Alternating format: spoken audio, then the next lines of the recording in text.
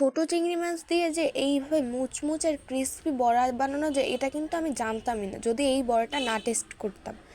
Hello everyone, সবাই কেমন আছেন? আশা করি সবাই খুবই ভালো আছেন।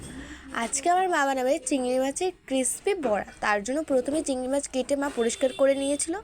তারপর তার মধ্যে দিয়ে দিয়েছিল হলুদের গুঁড়ো আর স্বাদ অনুযায়ী লবণ দিয়ে দিয়েছিল। তারপর দিয়ে দেবে এখানে মা কাঁচামরিচ কুচি করে রেখেছিল, সেই কাঁচামরিচগুলো দিয়ে দেবে। তারপর পেঁয়াজ কেটে রেখেছিল, সেই পেঁয়াজ দিয়ে দেবে। পেঁয়াজ দিয়ে পেঁয়াজগুলো হাত থেকে একটু ঝুরি করে দিচ্ছিল। তারপর মা ধনিয়া পাতা কেটে রেখেছিল, সেই ধনিয়া পাতাগুলো দিয়ে দেবে। এইখানে মা সব উপকরণ দেওয়াই হয়ে গেছে। এখন শুধু সামান্য পরিমাণের মা একটু ময়দার গুঁড়ো দিয়ে এটা ভালো করে মেখে নেবে। ময়দার গুঁড়ো দেওয়ার পর এটা হাতে বেশ কিছুক্ষণ আস্তে আস্তে করে মা মেখে নেবে।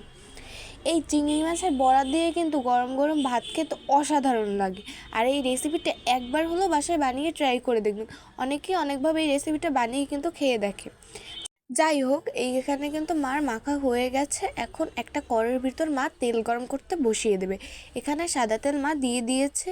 এখন তেলটা গরম হওয়া পর্যন্ত মা ওয়েট করবে। এইখানে কিন্তু মার তেলটা গরম হয়ে গেছে, যার কারণে মা এক এক করে আস্তে আস্তে বড়াগুলো ভাজতে দিয়ে দেবে। এই চিংড়ি মাছের বড়াটা কিন্তু বাচ্চারা খুব বেশি পছন্দ করবে, কারণ বাচ্চারা এমনি চিংড়ি মাছটা খেতে অনেকই পছন্দ করে।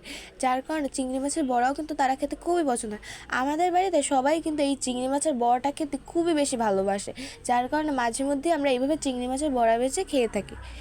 এখানে কিন্তু প্রায় মার বড়াটা এপিট ওপিট করে মা ভেজে দিচ্ছে, কারণ হয়ে আসছে। আর একটু ভালো করে লাল লাল করে ভেজে নিলেই কিন্তু চিংড়ি মাছের বড়াটা তৈরি। বাসায় যদি এইরকম চিংড়ি মাছ থাকে তাহলে কিন্তু যে কোনো গেস্ট আসলে কিন্তু চটজলদি এটা ভেজে পরিবেশন করা যায়। আর কোনো চিন্তাও থাকে না তাদের কি খেতে দেবো বা কি করব।